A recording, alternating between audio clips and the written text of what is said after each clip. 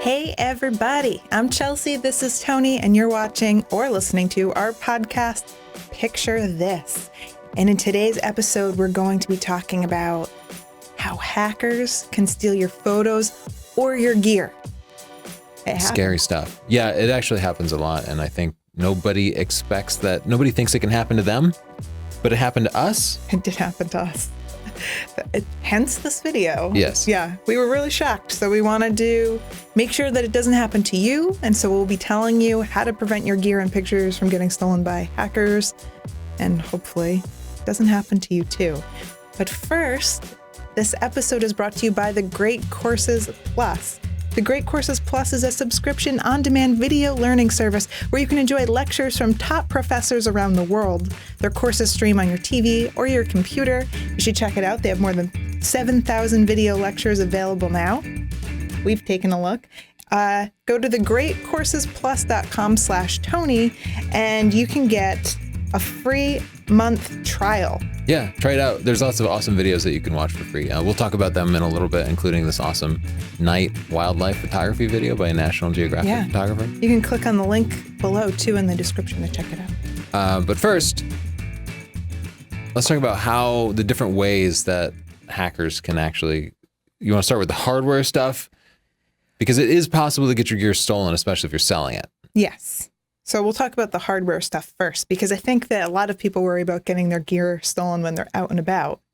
But if you're selling your gear online, it's probably easier for someone to just steal it that way. Yeah, and believe it or not, they don't have to meet you in person and trick you. Though somebody could go on Craigslist and slip you some counterfeit bills and make off with your gear. They can actually steal your gear without leaving their Aeron chair. They can steal your gear without ever even touching your gear. But first, I'd like to tell people, you may know this, you might not know this. Tony, in his past life, was a white hat hacker. So he worked for a company called Genuity, and he would actually... BBN, and he would actually hack into his, your accounts. He would hack into... What? Well, I can see you're going to interrupt me. It's called Tiger Team. You were making it sound real nefarious. No. But sometimes you do a Tiger Team, which is like a way to audit a systems. But you're right, you do go get those same tools that a black hat hacker would use, like port scanners and other sorts of tools. And you do penetration tests and such, and you see what you can actually get into. And then you can let your clients know, like, we found these particular problems. So sometimes the job was doing a Tiger Team type. There are people that do physical break-ins in the same way. Yeah. Where they try to physically break into your business. Then they say, okay, if the bad guys are coming, this is how they would get in. We have to seal it off. So you did that for computers. You would be the good guys hacking in to say, this is a weakness in your system. We need to strengthen this. So yeah, I've done physical security stuff too. You have? Yeah, I found it remarkably easy to walk through security, mostly because I look authoritative. Yeah. You just keep focused and carry a clipboard or something and look like you know where you're going. And a lot of times they won't bother you. They won't chase you. The security guard won't chase you down to be like, stop. Don't give people the secrets. He's terrible at this. Anyway, he does have experience with this. So we're not just winging it here. We do know some things. So the first way that they could steal your gear online is with identity fraud or credit card theft. So a lot of people think of credit card theft. The end game, the worst part, is just being the person that gets your credit card number stolen. That's not necessarily true because you'll be reimbursed or your bank will stop that. Yeah, there's basically no risk if somebody does steal your credit card, you don't lose money. Right. The bank will cover you. Yeah, the person that loses out is the person that had that stolen credit card used in their store. Yeah, basically whoever was selling the gear ends up absorbing all of the loss. So before we go into telling you how to prevent a potential theft, we're going to tell you our story, what happened to us, and just give you some insight into how this whole thing works. We buy and sell a lot of gear because we're often reviewing gear, so we'll often have the latest gear, but then we need to unload it. And we also have a store where we regularly sell books and DVDs and things like that because we're a publishing company too. So this is something my security background did not include at all, which is basically security for online merchants. As far as like detecting credit card fraud, that's just something that had never come up for me. So we were selling a bunch of camera gear, probably something like $20,000 in camera gear and some computer gear through our store. And Chelsea, you want to tell the whole story of what the hacker did? Oh my gosh, it's so incredibly complex. So I'll just try to break it down quickly. Uh, we noticed that some of the orders are getting shipped to some strange places. And so we decided that we didn't want to ship outside of the country because once your order leaves the country, you can no longer track it. And then if it gets lost, we absorb the cost. We're not even thinking about hackers or people stealing our stuff. We're just thinking about shipments getting lost and not wanting to absorb that cost. Yeah, it's what was actually, we had it happen a couple of times. Customs of some country would steal it. I know that happens sometimes, or it could just get lost in shipping. But if it's outside the US, there's no tracking for it. Yeah. So we had already put in some restrictions. We would only ship within the United States. Justin handles an email from this guy and tells him, sorry, we're not going to ship it to Russia. We're going to refund your order. So the guy places the order again, and this time routes it through a shipping agency. So it looks like the order is coming from the United States, because what they do is they have it shipped to a shipping service that then forwards the package to them. They have an account, and everything that they have shipped there automatically goes to whatever address they put in. So they never actually have to physically touch the goods. It goes straight from the shipping company to their customer. I'm assuming that there's legit reasons for it. Like maybe you want to buy a coat that's only sold in the United States, but you live in Yugoslavia or something. You could do that. Use one of those services, pay a fee for it. Except this particular service, if you go on their site on Google, if you look at their reviews, it's like all 1 star, because this is happening just widespread when I start looking into it. There's just 1-star review after 1-star review. Someone used the service to steal from me, blah, blah, blah. Well, we start realizing something's not quite right. And when we look into it, by the time we figure it out, we realize this guy has already ordered a bunch of stuff from us, and it's not really adding up because it's going through a shipping service. It's going through some lady in Georgia. It's going through someone in Arizona. And we're trying to put all these links together, and we realize, we do some research and we realize they're paying people with work from home scams to get packages, repackage them, and then send them off somewhere else. So it always looks like the address is legit. Yeah, if you look in the back of your local penny saver or whatever, you'll see some work from home stuff. And that is your job, is to repackage and reship stuff. And usually they will tell you that they're going to pay you a whole bunch of money after 30 days. Yeah. And they get you to ship all this stuff. And then 30 days, you send them an invoice and they ghost dump you. You never hear from them again. They ghost you because they don't want you to be trackable. Otherwise, it kind of gives up and they can't pay you. So they drop you. They never pay you. You've been working shipping for some scammer for a month. They get all of their packages shipped and make their money, and boom, you're left high and dry, as is the seller. Me, in this case. But then, Tony has this background, so we start looking into the IP addresses of these people and their email addresses that they gave us.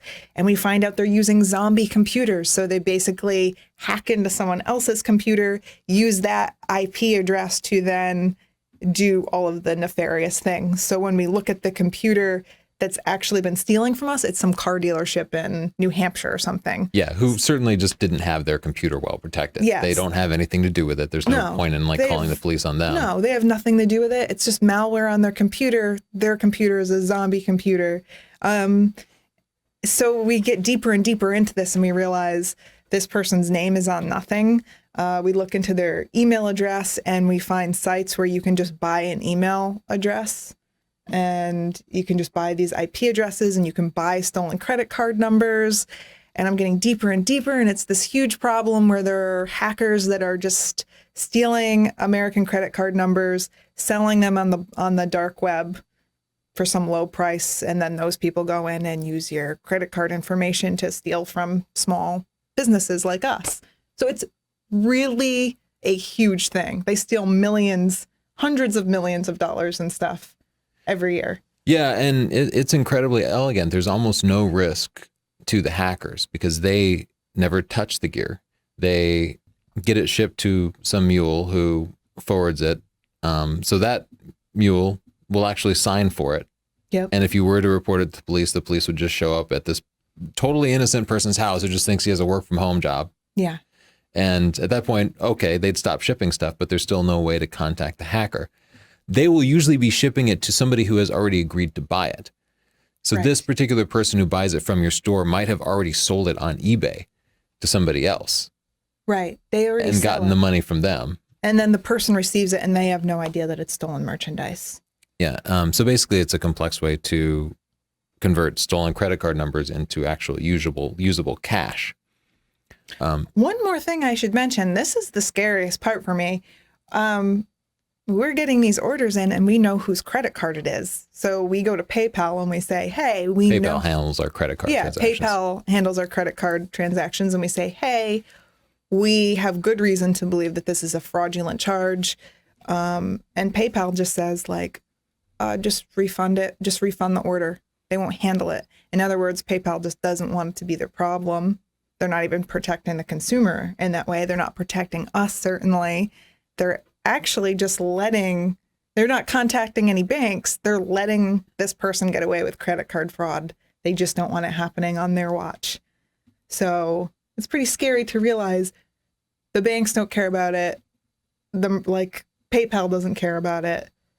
And the person that pays the ultimate price is us.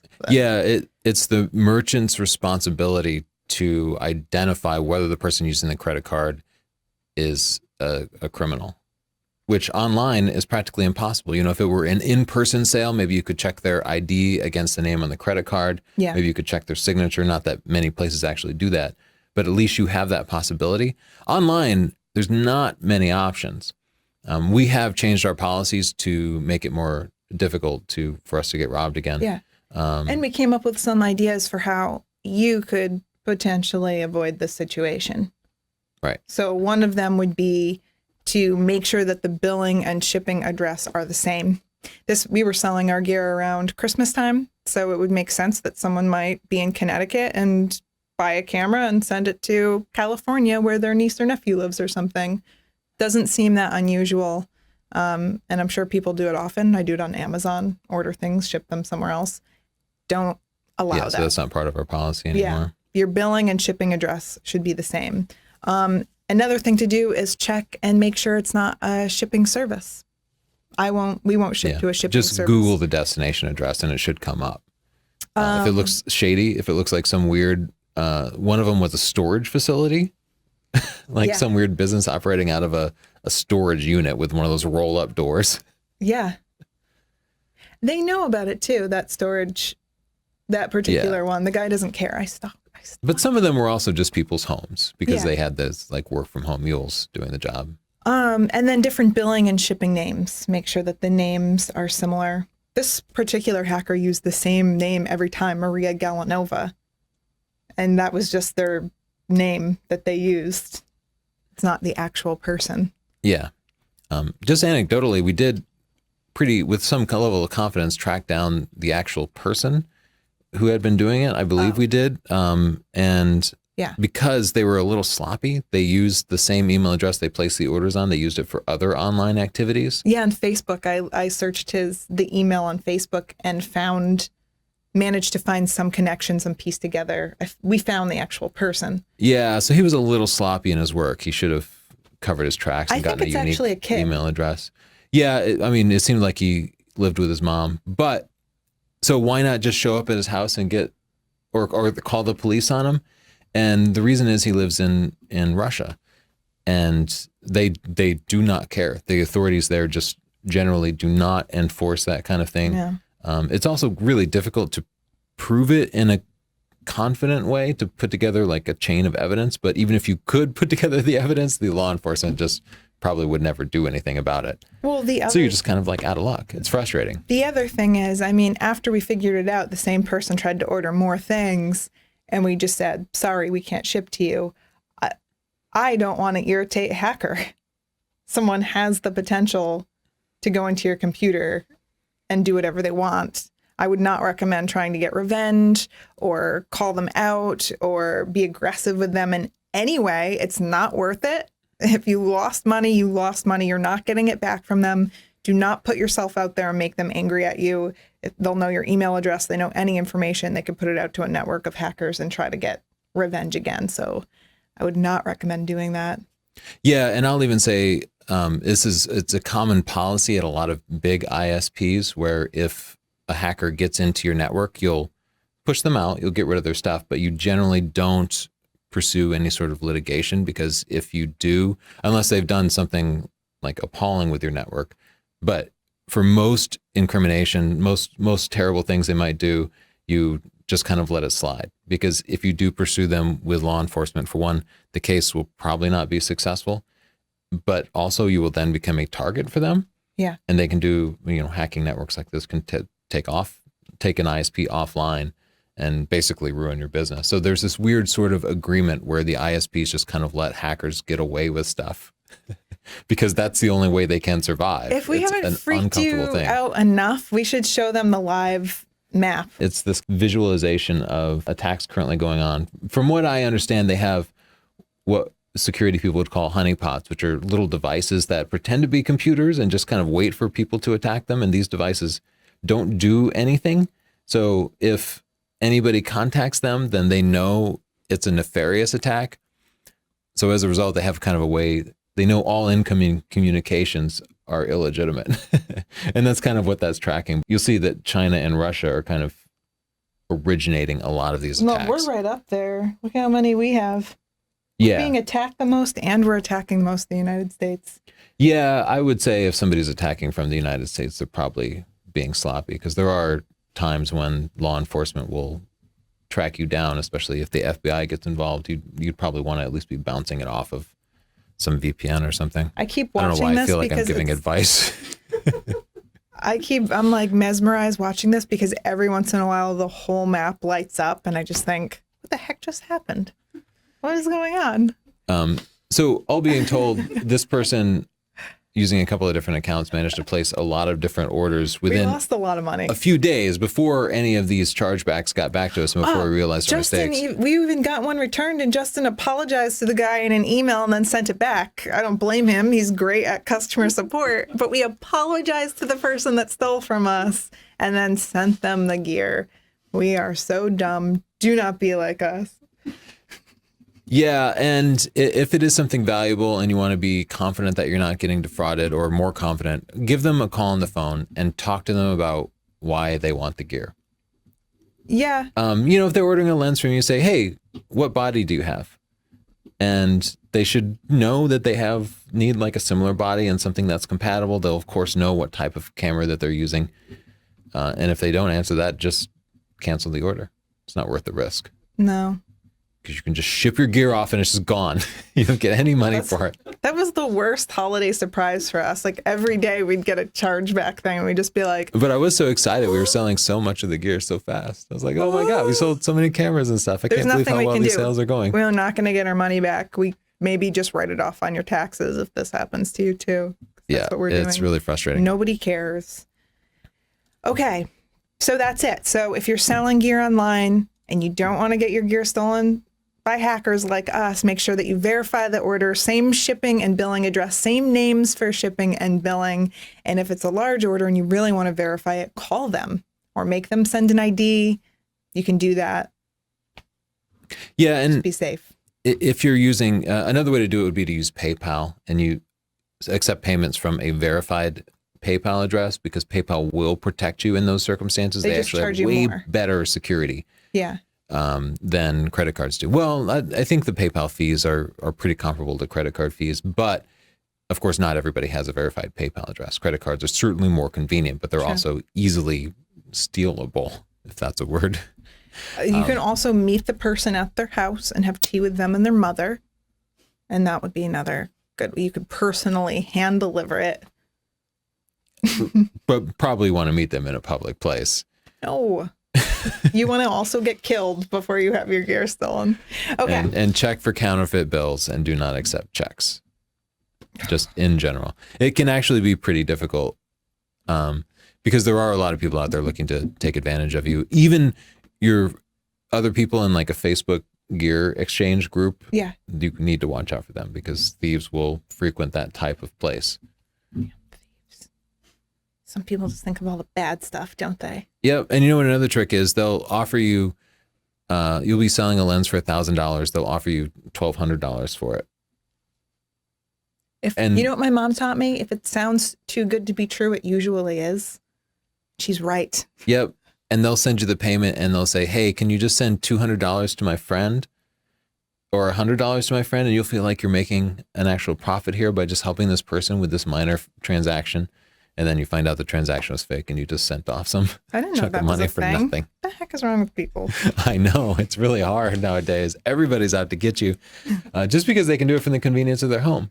They're just sitting in their robe, drinking their coffee, stealing from dorky photographers like us. Yeah, some of these hackers are like rock stars. They're multimillionaires. They run these big hacking rings where they just have hundreds of people working for them, just grinding out scams all over the world. Next up, we're going to talk about how they can steal all of your digital photos besides just stealing your gear. Or share your private photos online. Scary stuff. But first, a word from our sponsor, The Great Courses Plus. This terrifying episode is brought to you by The Great Courses Plus. They have over 7,000 video lectures, and today Justin, Tony, and I enjoyed one together, and it was about night wildlife photography, which is, I've never seen a video on that before. It was by Michael Melford, and he shoots for National Geographic, and it was incredible.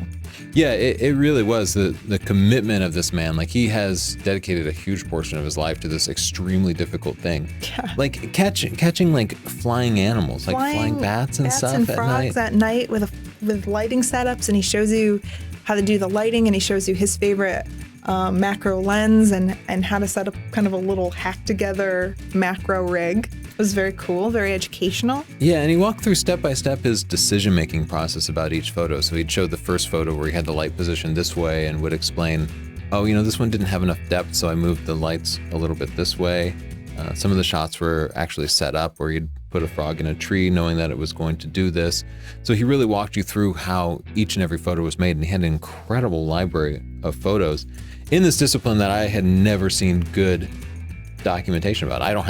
I've never seen any other information about it. There's no videos or books that I've ever seen about doing great nighttime wildlife photography, but the Great Courses Plus got this amazing expert, and they make this content available to you for free if you sign up for a trial account. Yeah, so if you go to thegreatcoursesplus.com/Tony, you can get a 1 month free trial. Plans start as low as $14.99 a month if you decide to subscribe, and they have information on everything. We watched a Neil deGrasse Tyson video. We've watched other courses on photography from other Nat Geo photographers, really fun. So click on the link in the description below and get your free month. And you should watch that night wildlife video by Michael Melford. You can see what we're talking about and see some of those amazing night animal pictures. Very cool stuff. All right. The carnage isn't over. When they're done hacking you, hacking your computer, stealing your gear, stealing your innocence, they're going to go for your pictures because there's no end to the evil. Yeah, first let's talk about how they actually get into your computer. And I think the most common way now is what we call phishing, where you'll get an email from your bank and it says you need to, often it will say there's been credit card fraud. We need you to just verify these transactions immediately. And you'll click a link. You'll log in with your new username and password or something. There they go. You got it. They got it. And then they get your credentials. Or even, they might not even collect your credentials, but they might just get you to visit a website that has a bit of malware on it. Would you like to hear of a very clever one? Yeah.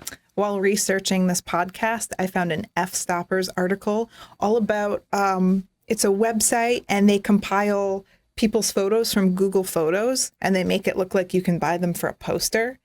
And the main intention of the website is not to actually sell your pictures for a poster, but to get the photographers to search for their stolen photos and then contest them with a link at the bottom. Is this your photo? You can contest it if you fill out this form. You click on the link, you put in your info thinking that you're like fighting with them over the copyright, and boom, they're hacking your computer.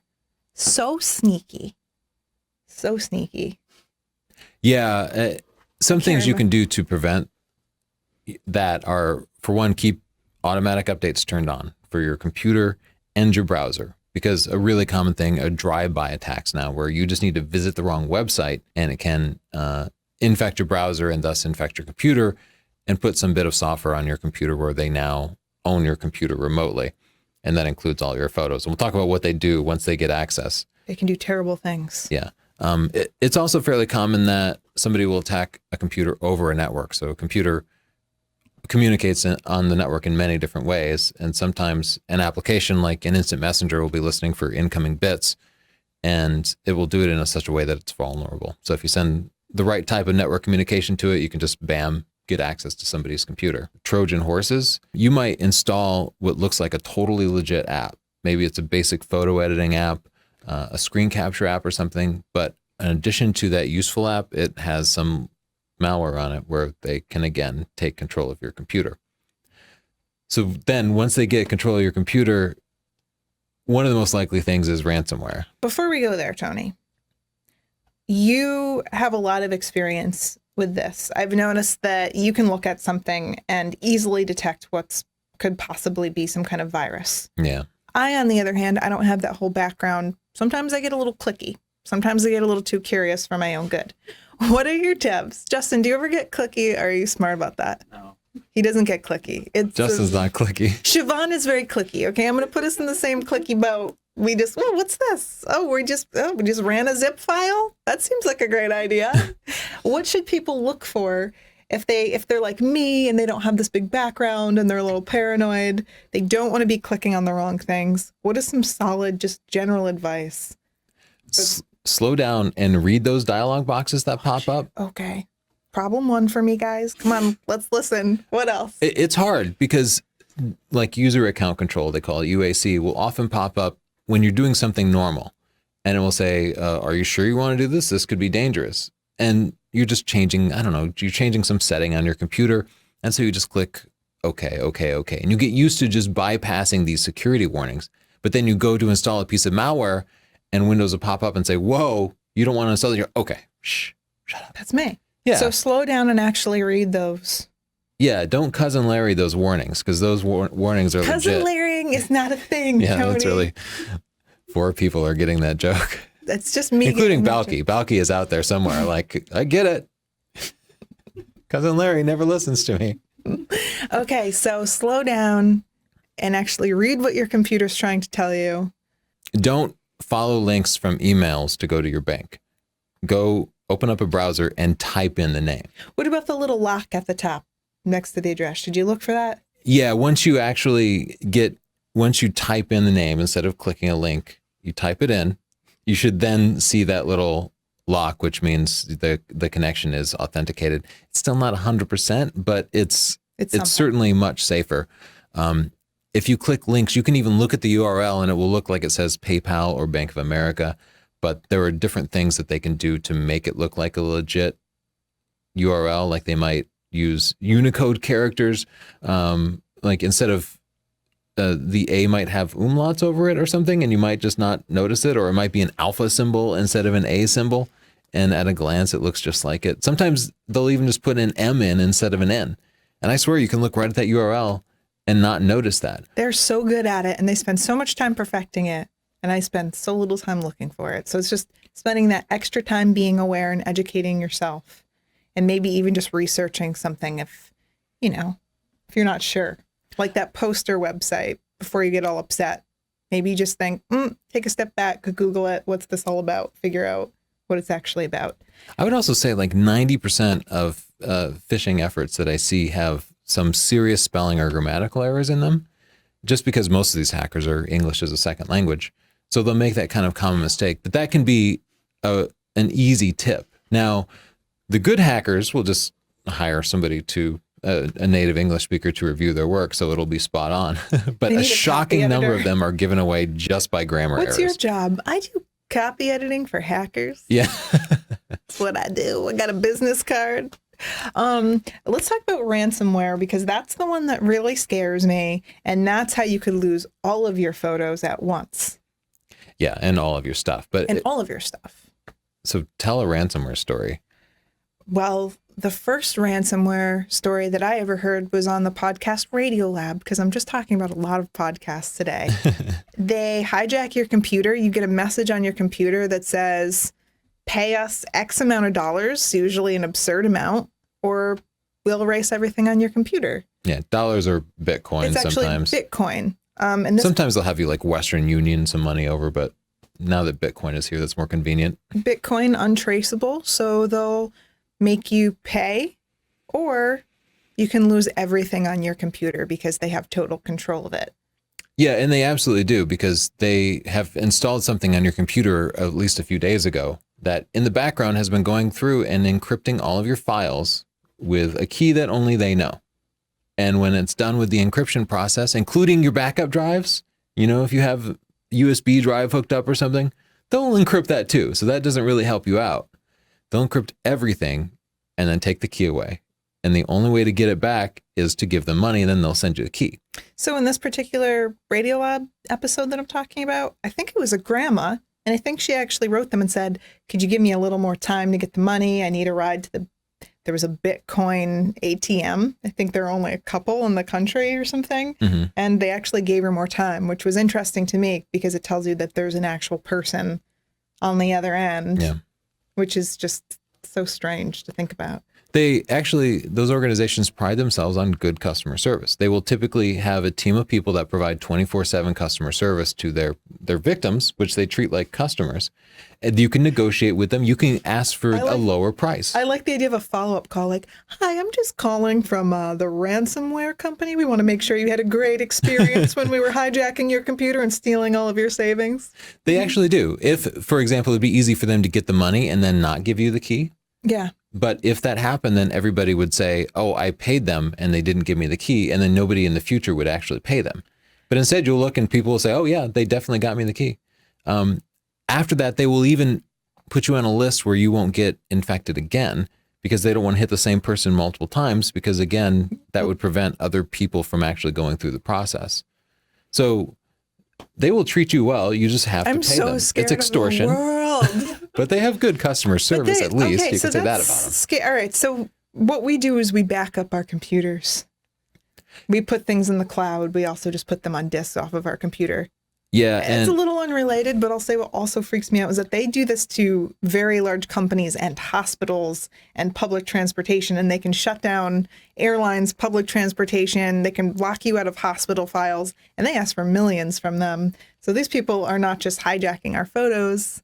They're trying to just cause chaos in the whole world. Yeah, they do make millions at it. And you'd be shocked how many big companies get hacked and then discover that they don't have the processes in place to recover from it. It's also not uncommon for them to hack in and encrypt your files and leave it like that for 6 months encrypted so that any backups you have would also be infected. Yeah. So your only choice would be to go back to really old backups. The vast majority of people just end up paying. Would you pay? We give into this extortion. I mean, I wouldn't have to because I have offline backups. Yeah. This is for my nerds. I made a little matrix here. Oh, this is for my nerds. It's like a Biggie song. Yes, because I know there are a lot of nerds out there being like, I'm safe. I have RAID 1 or RAID 5 or something. No, not safe. Of course, those files can get encrypted. That will protect you from a failed disk. Same thing with online backups. If you have your 4 terabyte USB drive hooked up and you're backing up all your photos to it, if it's still plugged in, that software will encrypt those files too, and then your backups are just as useless. Now, the only thing that can help you is an offline backup. So you could take an external hard drive, plug it into your computer, back your files up to it, and then unplug it, and then put it somewhere in a safe or at a friend's house or something. A friend's house. The reason you're moving it to a different location is so you get protection from theft and fire. Yeah. Which are also more common than people think. That those really can happen to anybody. And the number one thing I hear from people who've had a disaster like that, they say, "Oh my God, all my pictures were on that." Yeah. Because we don't care much about anything else. Well, your email's in the cloud. Your emails are in the cloud. You could rebuy your couch. You can replace a lot of things, but pictures. It really does come down to people's pictures. So the problem with that process of putting in an external hard drive and then unplugging it and moving it somewhere else is that you forget. You forget, and you'd have to update it frequently. Yep. You maybe set a reminder to do it every 6 months or something, but even then, 6 months of photos could be devastating to lose if you're a professional photographer. And you just won't. Like, the number one rule of backups is they have to be automatic or they just don't get done. Yeah. I know this from working in IT. There were times when we had manual backup processes and you would find out when something failed that the person in charge of backing it up hadn't been doing it. Backups have to be automated, and that especially counts for you at home who thinks that you won't forget, because you will. So right now, the only real way to do that is to use like a cloud service. There are a wide variety of cloud services out there. When I say cloud services, it's basically a website where you can connect to it and send them your files. Whether you have 100 gigs or 100 terabytes, you can upload these to these services, and they'll do a pretty good job of storing it for you. And generally, because they're disconnected, the ransomware won't be able to like access it over the network and encrypt it or delete it. They tend to also track changes and stuff. So even if something gets deleted, you could probably be able to restore it.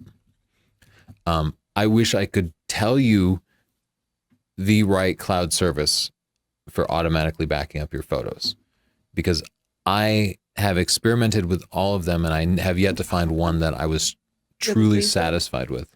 Okay, maybe people can, in the comments, make some suggestions. Yeah, I'd like to hear your experiences. I will say that the volume of pictures that we have is massive. It's many, many terabytes of photos because we've been at it for a long time. And that makes it particularly difficult. If you have a lot of pictures, you're going to have to transfer them to the cloud service. You're going to have to upload them.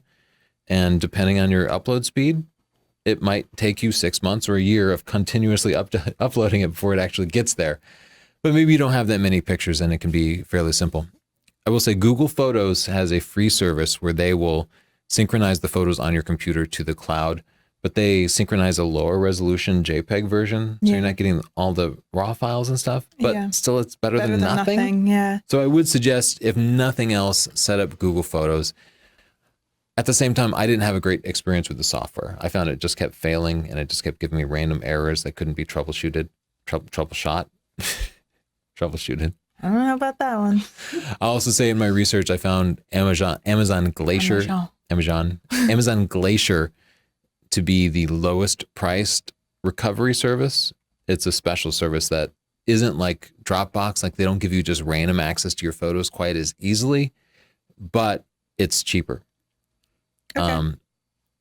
But at the same time, you can't just install the Amazon Glacier client on your computer and sync up all your photos. You have to then go get some third-party app that connects your computer to Amazon Glacier and tries to do the synchronization.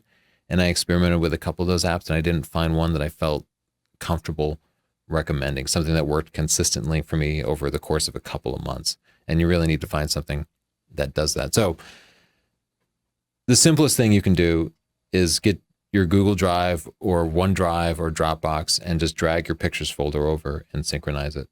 The difficult part seems to be actually maintaining that as you continue to take more pictures and making sure that it's completely automatic. So I would like to hear comments about it. If you're really determined to do it, you could always just set a little reminder in your phone and do it every couple of months. Yeah, it is as easy as dragging and dropping. So you could just have one folder and just make that a habit.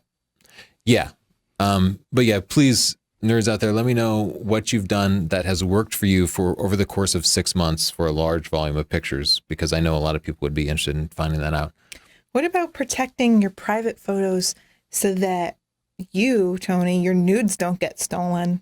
And before we cover that, I do want to give one more tip, which is to just keep your photos in your camera. I like to use an unusually large storage card, and instead of, I used to always copy my pictures to my computer and then reformat the memory card and then just reuse it. But I've changed that habit. I don't reformat the card every time. We keep the files on the card. That way, if a hard drive fails before it gets backed up offline, we have a copy of it. So just let them hang out there for a little while. Yeah, as long as you can, because it is just an extra backup and your camera tends to be stored separately from your computer. It's also really good when you're traveling. I used to back up my pictures every night to the computer and then reformat the memory card so I wouldn't run out of space. But now I keep a backup on my computer and a copy in my camera. So while you're traveling, you have that backup. Okay. Privacy, besides just losing access to your pictures, privacy is a big concern. I'm concerned about it. Yeah, because not everybody wants their pictures to be shared. I don't care if somebody gets into my computer and sees, 4,000 pictures of the blue jay in my backyard. That's not a big deal. But a lot of people have pictures that they don't want to be shared. Yeah. And it's happened time and time again that people's computers or their phones or a cloud service has been hacked and their pictures have been revealed. So some tips to prevent that from happening are, for one, to use complex passwords. And that's not your dog's name with a pound sign at the end. It's a randomly generated. That's what my password was like before I met you. It was like, Chelsea. Yeah, you looked a little nervous. I was like, what has she done? My birthday, it was like, Chelsea girl, 1, 2. And then you were like, you need to cut this shit out. Yeah, that's not good. Generate a random password. If you search for random password generator, you'll find websites that will do it for you. It's a really annoying first week, and then you just get used to your incredibly complex password. It's fine. But don't use that password. Look at it, and then change at least one digit.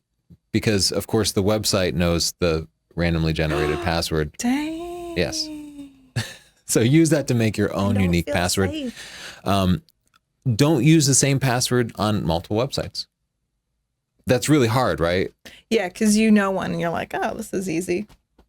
But think of all the websites that you log into. Do you trust the administrators of every one of those websites? No, and I make different passwords for different levels of website. So if I'm just signing into like Facebook, I'm not going to use even a similar password to my bank account. Yeah, that is certainly better than using unique passwords. I use a service that keeps a list of websites and passwords so I can kind of easily access it. And then Chrome in particular is good at remembering and autofilling in passwords. You really kind of need this like autofill in thing to work reliably. And there were definitely times when I had to go back to my Keyring app and find the password that is correct for a particular website, and that is a pain. But it's better than having one website get compromised and that person being able to get credentials on every single website that I log into. And if I really suspect, sometimes you hear about hacks going on, I just go in and change my most important ones, like my bank accounts and things like that, my email. The accounts that I definitely wouldn't want anyone in, I just change all of the passwords. Yeah. Disk encryption is really important too. Just about every modern operating system includes some disk encryption built in where they can just encrypt your whole drive. That's important in case somebody physically steals your computer. It will prevent them from actually getting access to stuff. It also means you have to have your computer set up to require a password when it starts up. But this happens a lot, especially when you're traveling or something. You might just forget your laptop at security, or somebody could steal it, but then they'll get access to everything on it, including all your saved passwords, probably. That's why my laptop, it only has pictures of snack foods. So if somebody hacks it, that's all they're getting. Good tip, Chelsea. Just keep pictures of snack foods. I also have an extensive history in web security, so it's my hot tip. Finally, what we in the industry would call an air gap. Keep your files offline. So you could put it on a flash drive or a USB drive, encrypt those files with a password that you know, and then store it in a drawer, not plugged into anything. That's the way most things that need to be kept really secure are kept secure. If it's connected to a computer, if you can access it online, then somebody could install a keylogger and get your password, or get your password in one of a million ways, and then they'll get to it. So just physically disconnect it from the internet. That's definitely the safest way to keep private stuff private. So this is kind of all of the information we have, and I'm going off script a little bit here, but what do you think the future of security looks like? Are we just going to be holding files in our brain? Oh, well, I think it's terrifying because the general trend is for everything to be connected. And security and convenience are always at odds. The more convenient something is, the less secure it is. And the world is getting more and more convenient, and people don't have patience for typing passwords, much less remembering multiple passwords, much less waiting an instant to get access to something. So there will definitely be hacks in the future that instantly compromise everybody's cloud stuff. You know what I mean? Yeah. We have so much stuff in the cloud stored in terrified of that cloud, Google Drive or wherever, and there just needs to be one compromise that can get into everybody's stuff. We're putting a ton of trust in these companies that manage our cloud services. Yeah, that does make me nervous. It's going to happen, I promise. It might have already happened and we don't know about it. They're just waiting. They're sitting on it. Yeah, the hacker's goal is generally to get in and not have anybody notice. They like to just get access to networks and then just camp out. But Justin and I were nervous today because people are hacking cars. What if they drive me off of a cliff? Yeah, that really could happen with... I know. Yeah. It's happening now, and people have hacked into Jeeps and they're able to activate the brakes over the internet and just have a car like slam on the brakes at highway speeds. That's happened before. Could they lock you in your car and then play your least favorite Slacker channel? These are the things I worry about. Yeah, that's the real risk that we need to address. Okay. The future is an amazing place, but it's now also I'm a just scary putting place. these really evil ideas out there, and that makes me nervous. This could happen. Chelsea, you've been playing Watch Dogs, haven't you? I don't know what that is. Okay, I've been playing Watch Dogs. This was brought to you by the Great Courses Plus. They have an astonishing number and quality of video training courses in photography and a variety of other topics, from business to science to technology and hobbies and art. Yes, go to thegreatcoursesplus.com/Tony or click the link down below to get your 1 month free trial. And for only $14.99 a month, you can get a subscription and watch as many videos as you like. Get your learning on. Maybe they have a video about hacking. I'll check that out. Okay. All right, thank you. Thanks. Bye, guys.